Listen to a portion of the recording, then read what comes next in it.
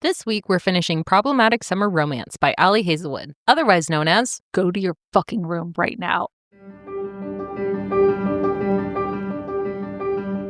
Hi, readers. I'm Jordan. And I'm Katie. And welcome to Not Another Heroine, the book pod where we celebrate the heroines we love and roast the ones we don't. We'll be your TBR FGMs. Fairy godmothers. And find you the best 5-star reads, the spiciest romance, and save you from the overhyped DNFs. So grab your favorite drink and get cozy. Welcome to Season 3.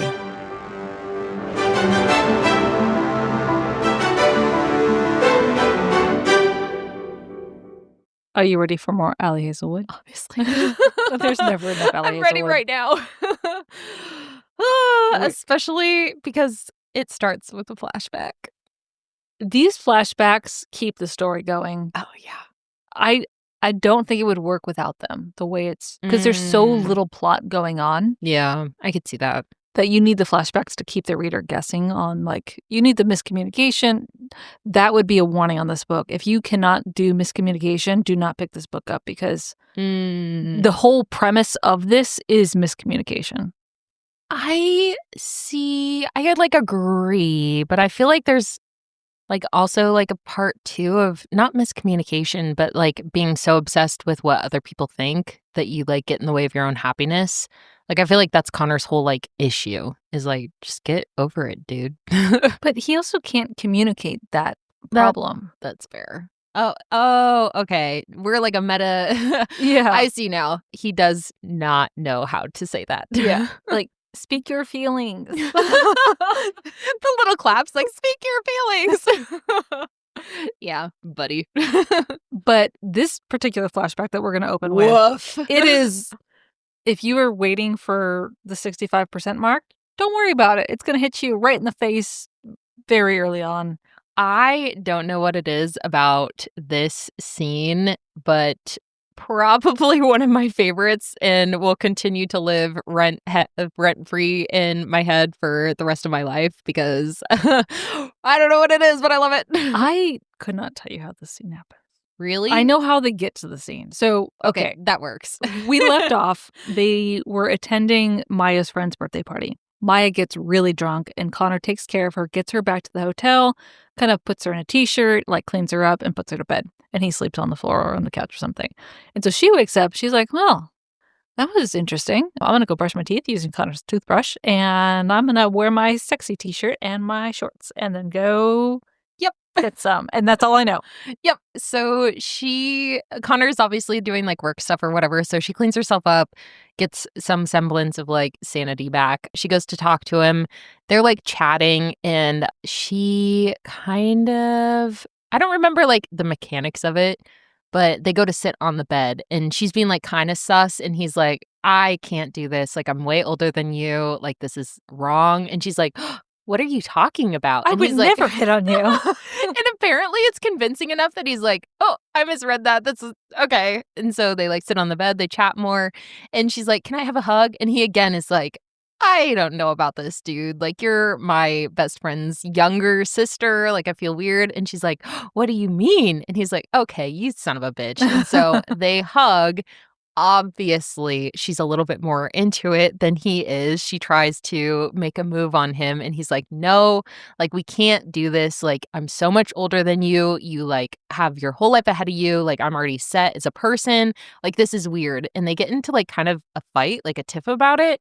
And they start yelling at each other. And she's like, I'm an adult. I can make decisions. I'm coherent about this. I like you. If you were any other dude, we would already be hooking up right now. And he's like, well, I'm not any other dude. I'm way older than you. And she's like, but does that matter?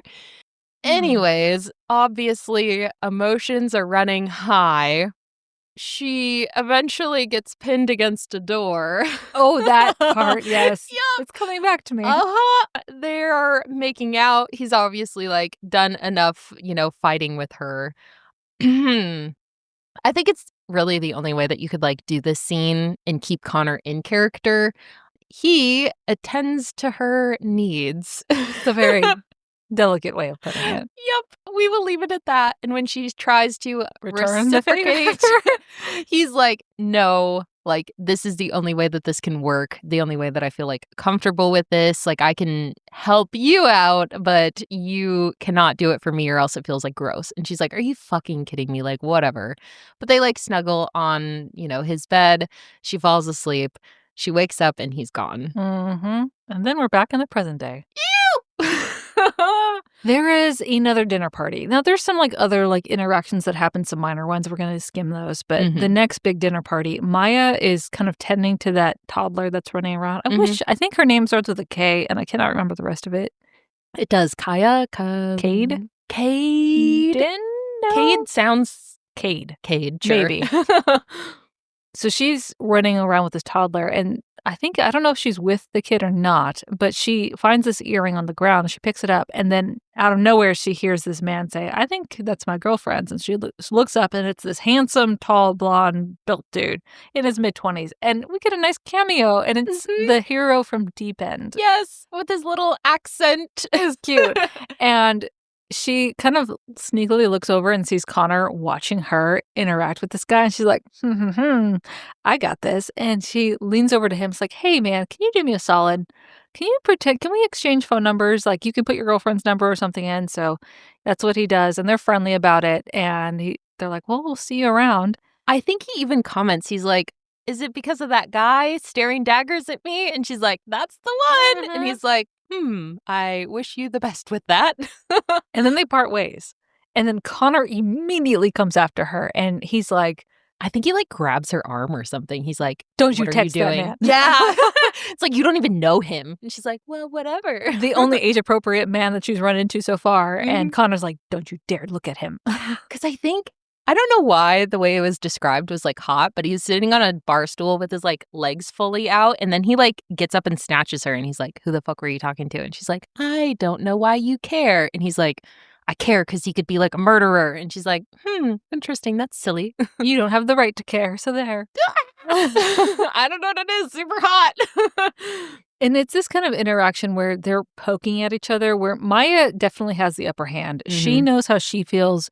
She has a pretty strong suspicion that she knows how he feels, but there's still, just enough insecurity on her part to, keep the tension going. Mhm. So And then we also have this, like, event that happened. She Mhm. keeps, like, referencing this, like, Oh, the thing. event. Okay, so this is hanging over you the entire time you're reading. Like, what the fuck happened between Maya and Connor? Because it's all of these flashbacks are building up to the final flashback where you find out Mhm. what happened. Yeah, but it sounds like it's something, like, really bad. Like, Yeah. the whole time you're like, "I don't know what the fuck happened." Mhm. But the way Maya describes it, it was like a life-altering event for her.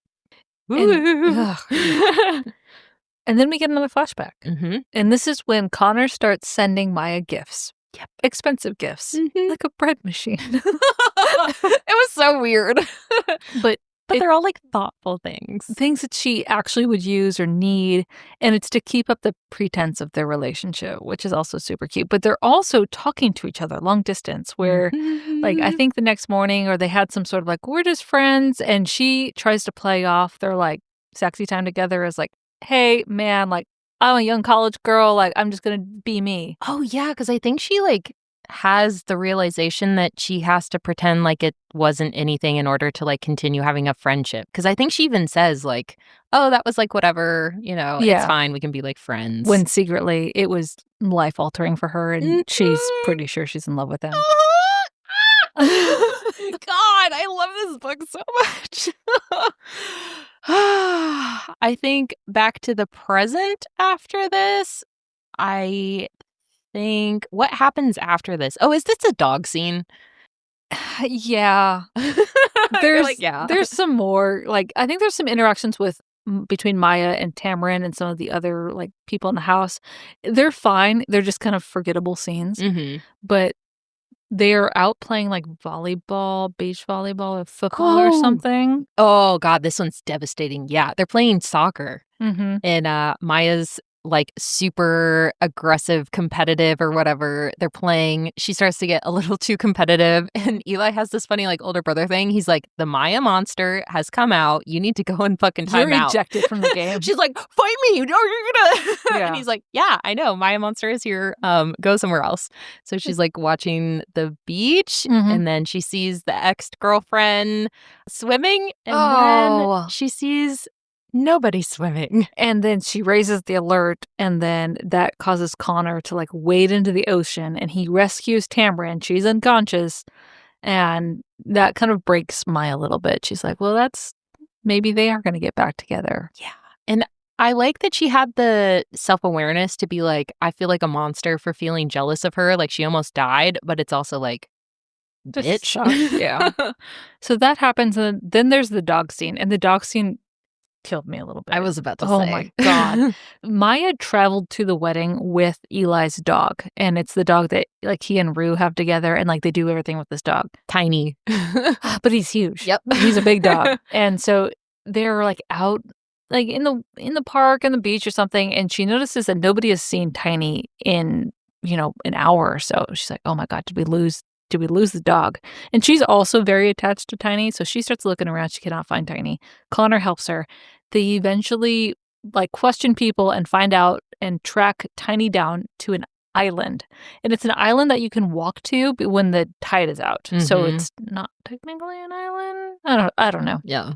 But it's also like a touristy kind of location. So they go to the island, they find Tiny, and I don't know, like if you've ever had a dog and you've had a dog that escaped, it is horrifying. Yeah. My first dog, story time with Jordan, was able to jump up onto a low-hanging branch of the tree in my backyard and then jumped over the fence. What? And then I was out, like my roommate at the time was home when that happened, and I was out on a run. I came home and my roommate's like, I don't know where the dog is. I'm like, I about killed my fucking roommate at that time. And then this guy comes up and knocks on the door. The car was driving by. My dog just hopped in this guy's car. He opens the door, dog jumps in, and he's like, well, I figured it's this house. So, okay. I love when dogs are like, I have made a mistake. Take me home. But like the sheer panic you feel if you haven't, like any animal, dog or cat that just lost or escaped, it is the most stress-inducing. Yeah. Yeah. Because I think the added thing is like Maya was supposed to be like looking after Tiny while Eli was doing like wedding things. And she's like, that's not good. I need to not stress him out about this. Yep. But she and Connor find Tiny on this island. They go out, and Tiny has found another stray dog. This is so cute. And Tiny did not like return to the villa because he was trying to protect this like puppy. Mm-hmm. And so Connor and Maya get there like, okay, well, the dog's fine. Let's fuck. Literally, though. Because I think it's like lightning out or something. And they're like, okay, we should probably like stay in here instead of trying to like wade across the water or whatever. And then, yeah, I think we get some kind of like, there's tension. And then it's like, yeah, whatever. We're going to do this thing. Yeah. I think it's still only for her. It is. Yep. Okay. Yeah. Yep. Dang, dude. Yeah. Doing a public service. Then they return home with the dogs. Yeah. And then is this where the volcano happens? Like as if more could not go wrong on this wedding between the limoncello, the dog missing, the Tamarind almost drowning. Yep. The volcano explodes. Yep. And then nobody can fly in. Yep. Everything's shut down. I think this is when they start to talk about the wedding being cursed. Like nobody wanted to say anything and they're like, okay. This was super cute though. Because one morning, it's like 3 or 4 days before the wedding, Eli comes into Maya's room and wakes her up. And he's like, you need to come with me. So she follows him down to get in the car, and they get to like this wooded, like on a cliff somewhere. And is this scene before we get the raisin scene? Oh. Because like this is probably one of my like favorite literary romantic whatever. Oh, okay. No, I am out of order because there is another thing that happens in the present time after the dog situation. Yeah. Because Connor confronts Maya about Swedish guy because she was pretending to well, she wasn't pretending. She was texting with Swedish guy's girlfriend. Oh, yeah. What's her name? Oh, yeah. Oh, my God. I forgot about this because they went out for the bachelorette party. And so he's like coming back like a little bit like, drunk. And she didn't drink anything. No. Yeah. And she's like sitting outside texting. And he's like, who the fuck are you talking to? He's like all like aggressive about it. Oh, my God. And she's like, you don't get to say anything about what I'm doing, whatever, unless something. And he has the line. He says, go to your room. And then first off, Maya's like, he's banishing me to my room. He really doesn't want anything to do with me. And then as she's sitting there, he like leans in and he says, go to your fucking room right now. And it's like, go to your room because I'm going to follow you. I'm like, oh my God. Oh, I forgot all this happens. Oh my God. Oh, because this is where we get the scene, yeah, right? This is the scene. We owe Connor and Maya some privacy. Yeah, we're not gonna go into detail. I don't know that I could talk about this one. This is your 65% readers. Yep. And it's still only for her. Yes. I feel like that's an important thing just because later. And then there's this also underlying tension after this happens, which is Maya has had 2 job offers. So she's like kind of contemplating, do I go work for the startup company or... Oh, yeah. So she was doing her master's because it's, I think, an offer for a doctorate. Yeah. Or go to the university, like become a professor, work on her doctorate, or go to the startup company. And she has not accepted either one, and she has not told anyone why. Yeah. And so she and Eli get into this conversation. It's kind of debatable because he confronts her about Connor, like, hey, what's going on about Connor? And it kind of morphs into a discussion of her career. And she's like, I don't want to be a fucking professor. I don't want to work up for a startup company. I want to be a teacher. She wants to go teach little kids. Yep. Because part of Maya's character is that she's great with kids and she loves kids. I did not see this coming. And I thought it was such a great twist on like, yeah, she could be anything she wants to be and what she wants to be as a teacher. Yeah. I thought that was awesome. Yeah. And I also love that this is one of those moments of like brother-sister love because I think they have like kind of a miscommunication. They start yelling at each other where they're like both assuming the worst. And she like runs off because she doesn't want to say anything like insane to him on his wedding. And then I think Connor like finds her and he's like, hey, like I was listening to that. You guys just like tell him what you're feeling. Like you're fighting for no reason, like calm down, it'll be cool. And he like steps in to like help and then they like have a conversation and Eli's like, I'm proud of you either way. I just love that you want to go do something. You're amazing. And Maya's like, oh my God. And then, that scene, the big scene with Connor and Maya when like he tells her to go to his room. Oh, yeah. And she wakes up the next morning and she realized nothing has changed. Yeah. Because that was her moment. Like, yes, they had another go around. But when she wakes up, she realizes that Connor is never going to allow himself to trust her enough or trust himself enough to be happy together. Yeah. And she kind of internally writes everything off. She's like, you know what? I'm done throwing myself against a brick wall. Like, I can't do this anymore. So she mentally checks out from Connor, which I thought that was kind of refreshing, where she's like, I acknowledge and recognize my own feelings, but I am not going to waste my time on someone who cannot like bring his own happiness. Yeah. And I think somewhere in those scenes, he has a little bit of a freak out too, because I think she leaves and he breaks a lamp. Yeah. Yeah. It's like a very like emotionally loaded, like you can tell he's kind of close to the breaking point. Yeah. And then we get the final flashback. Yeah. The reason. I can't describe the amount of tension that hangs over you as a reader getting to the point of this final flashback. Yeah. You think someone like died. Yeah. I feel like you should talk about it because I don't know that I totally remember. Like I was so like into everything that was happening and I was like, I don't even care what the reason is. Like, okay. Well, at the end of her conversation with Eli, because he's asking her about her jobs and Connor and everything, and she tells him, well, up until like this week, the week of your wedding, I haven't spoken to Connor in 10 months. You're like, well, what caused them to go radio silent? Because up until that point, 10 months ago, they were talking every day, like phone calls every day. For hours. They're in love with each other. It's clear to both of them. But they're friends. They're just friends.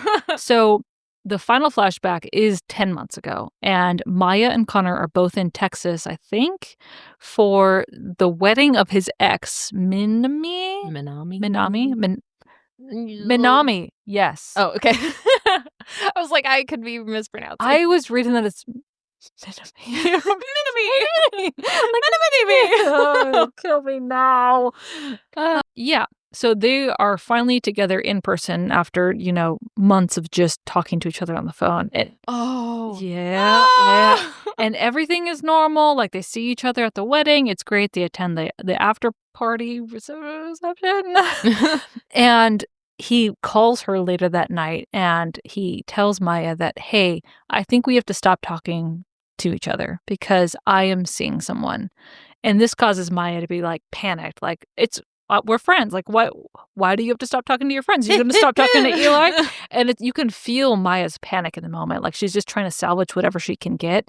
And Connor, I think this is the right move. Like, if you flip the roles or if you look Yeah. at Connor's intentions, this is what he should have done, which is, no, I'm starting to see someone. The relationship you and I have is questionable, and that would look weird to anyone else. So we need to, like, cut it off entirely. Yeah. And then Maya, after just trying to claim the whole friendship card, she says, I love you. I'm in love with you. Like, please don't destroy this. Like, we have something special. And Connor's like, nope, you're going to grow out of it. You're only 23. I'm in my 30s. This isn't right. Like, you'll be fine. And after trying to convince him over and over and over again, she finally gives up and she says, you know what? Fuck you. And fuck right off, Connor. And she hangs up on him. And that was the big event, which is both big and kind of anticlimactic, but in the best way because it's those Yeah. emotional, like, conversations that are so life-changing no matter, who you are. Yeah.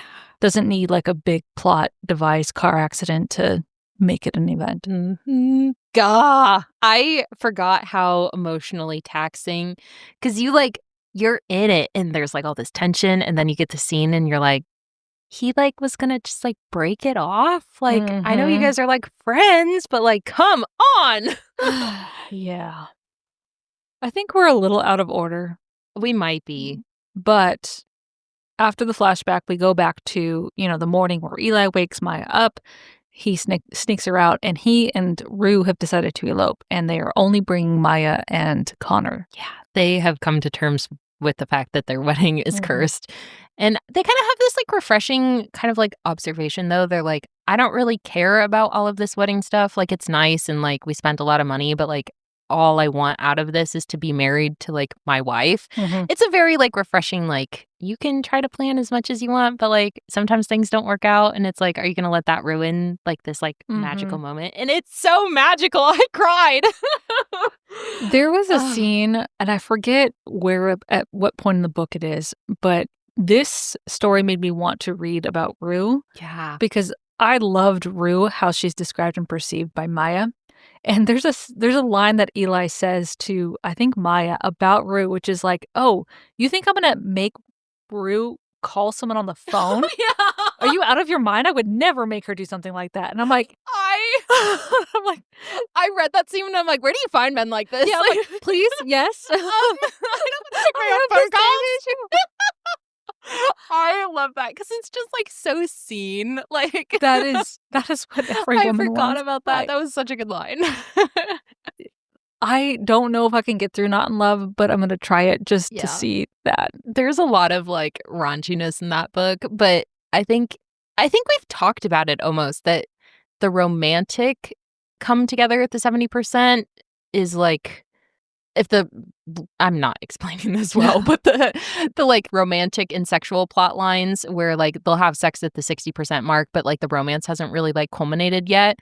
This is, like, the opposite, where they have sex all the time, but their, like, romance has not, like, figured itself out until, like, very Mm. close to the end, and then it's, like, they, like, allow themselves to be, like, open and in a relationship, and it's, like, only at the end that they, like, get their life together enough. Jeez. Yeah. It's a fun, like, flip around. I didn't think about that, but I think this would be a good gateway book to that book. yeah, I could see that. So, Yeah.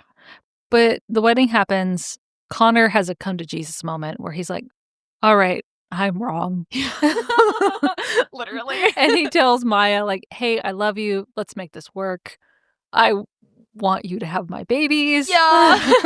A little like reference to. Yeah.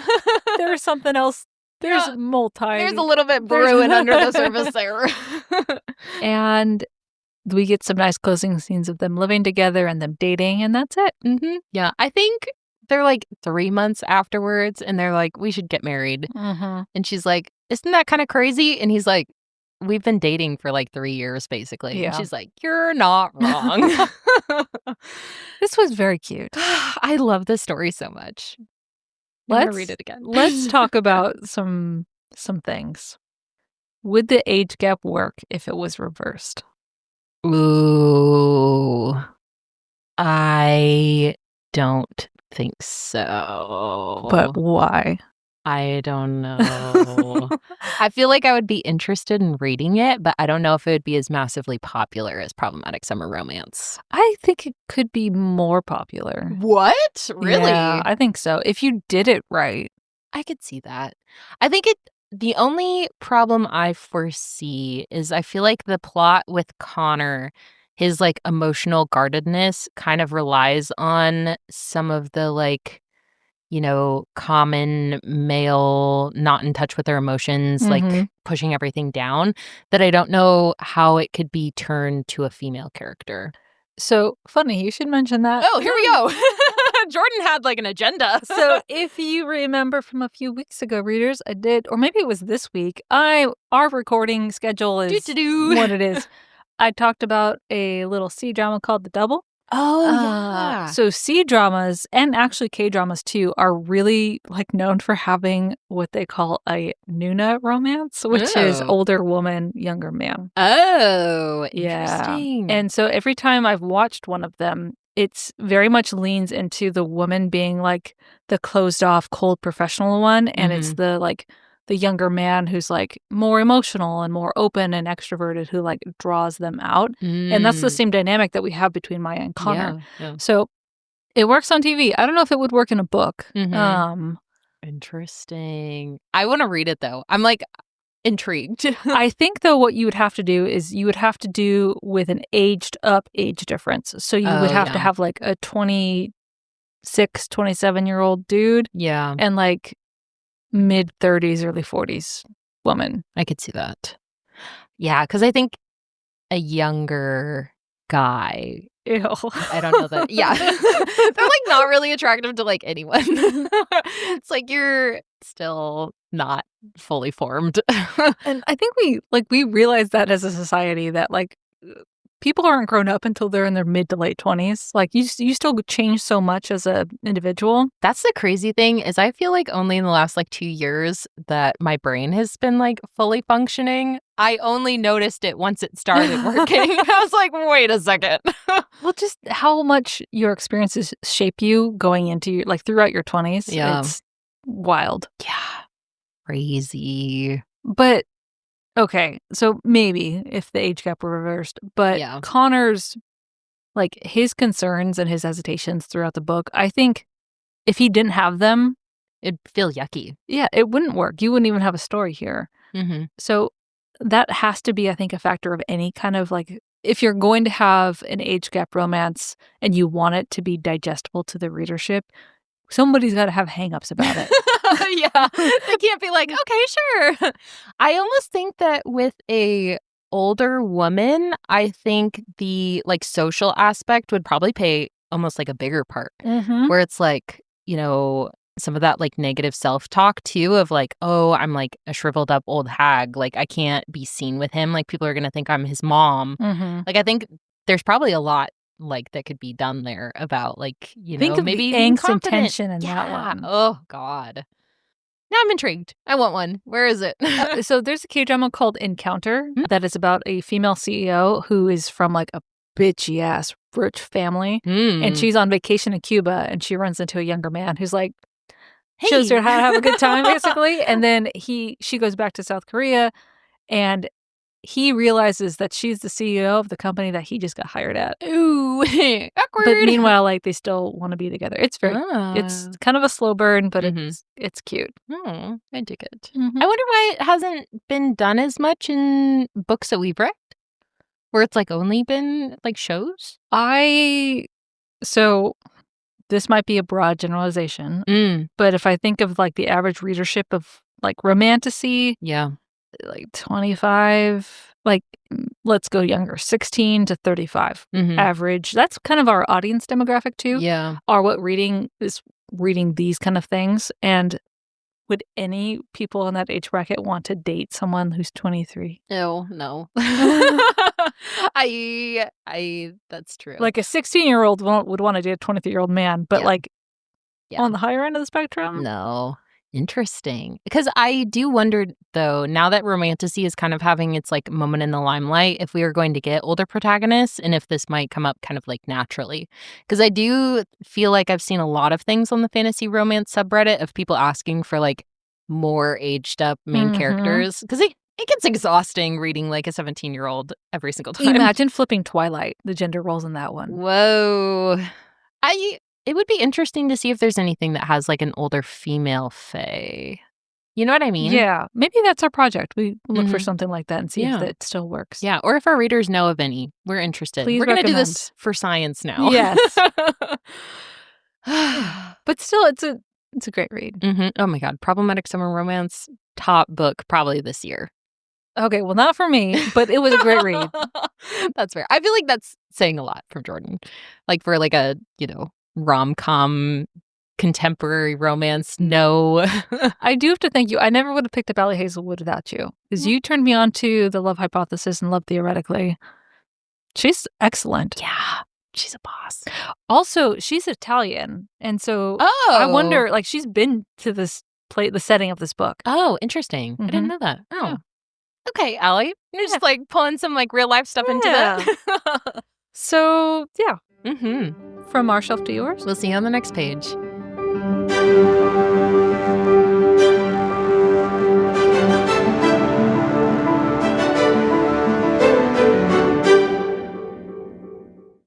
Hi, readers. Like what you've been hearing? Check out the Spice Archive at notanotherheroine.com to see all of our reviews and ratings.